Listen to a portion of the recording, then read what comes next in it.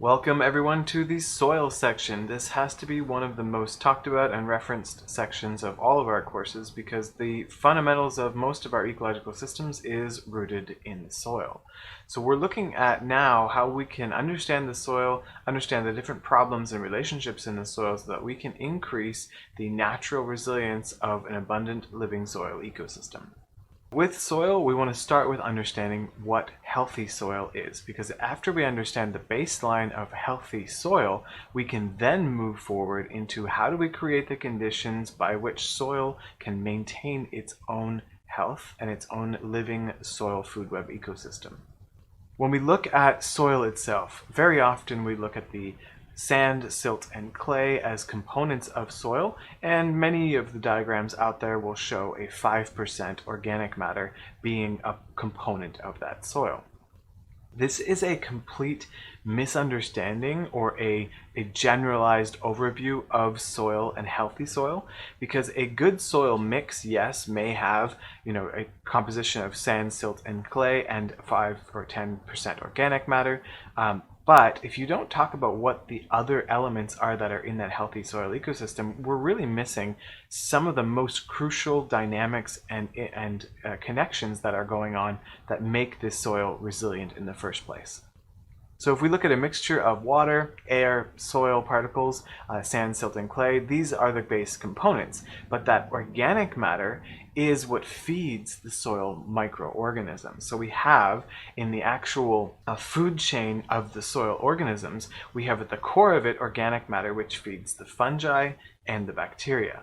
After which we have different organisms, whether they're nematodes or protozoa or amoebas or microarthropods or macroarthropods, who are going to be eating the bacteria and the fungi, but they are going to be, as they are eating these different organisms and they are having new babies and being born and dying in that growth and death cycle, they're going to be contributing to the nutrient cycling within that system as well. So we have the living organisms in their interaction through the consumption of organic matter creating residually the conditions that give us living healthy soil.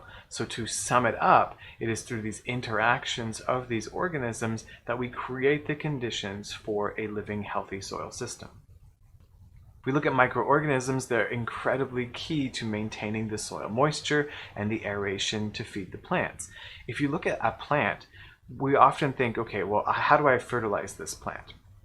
We bring in some kind of a chemical fertilizer.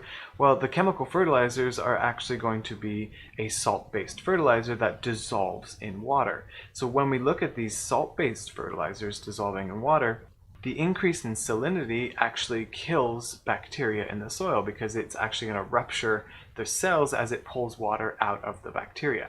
So long story short, adding chemical fertilizers is killing bacteria. But if you look at the bacteria themselves, they are 90% by weight nitrogen. And so if you take a soil test that shows that you have a low soluble nitrogen, meaning there isn't a lot of nitrogen available in the water that's in the soil, therefore your suggestion from the soil analysis is to add chemical fertilizers or even add organic fertilizers that are salt-based. When you do so, you are adding salts to the soil which kill the bacteria that were present. But if we did a bacterial analysis of the soil or a microbiology analysis of the soil and identified the volume of bacteria that are present, you know that as a biologist, these bacteria, when they are eating different debris and defecating, they are adding nitrogen waste to the ecosystem. When they are being born and die, they are then decomposing and adding nitrogen to the ecosystem. And so there is a living ecosystem of nitrogen cycle that in a nitrogen cycle that is going on in the roots. This is absolutely crucial for the health of those plants. And if we go and measure the soluble nitrogen and find that there isn't any, all the while there's this community of bacteria, then by applying our salt-based fertilizers, we kill that bacteria. We've actually then rendered the nitrogen cycle weaker and created a condition that has less nitrogen now than it did in the first place. When we get into the health of the soil, it's important to consider what the actual dynamics are that are at play. And a lot of us will look at how to apply fertilizers as a solution, when in fact we you need to understand, first of all, before we intervene, what is the natural fertility cycle of the soil. If you look at plants, plants have been documented to produce huge amounts of sugars for their growth, which is commonly known, right? These are carbohydrates, these are sugars that then go to the fruits and fuel cell division and growth.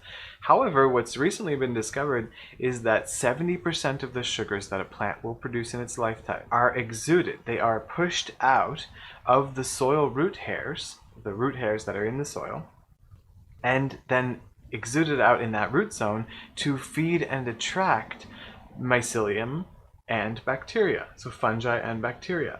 The plants themselves, if they require different pH, different acidity in the soil to absorb different minerals and nutrients, will actually exude a specific cocktail of sugars that will then attract the right bacteria or the right fungi to help change the pH of that soil environment so that they can get that metal. If we look at the actual root zone, when the plant is exuding those sugars all around the root zone, it is attracting beneficial bacteria that are going to be providing different nutrients. So if the plant has a nutrient deficiency of a certain type, it will exude a recipe of sugars that will attract bacteria that will help bring that nutrient back to those roots, right? So there's an incredibly important dynamic going on where the plants are spending more than half, 70% of their sugar production, to attract and feed fungi and bacteria.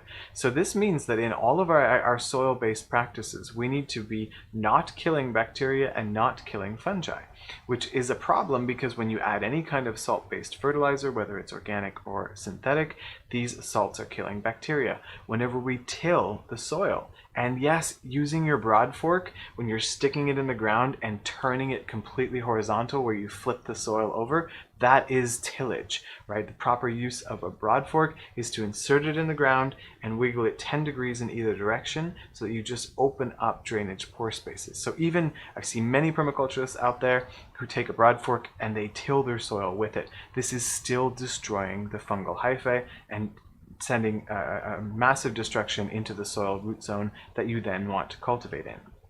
So understanding these dynamics is really crucial to be able to really get in detail in understanding how to create healthy soil. There are more videos that go into full detail on a lot of this that we have in the section of this course. So make sure that when you're done this video, you go and you take a look at the other supplementary information. If you need more information on the living soil ecosystem or on the specific dynamics of fungi and bacteria, those videos are there for you.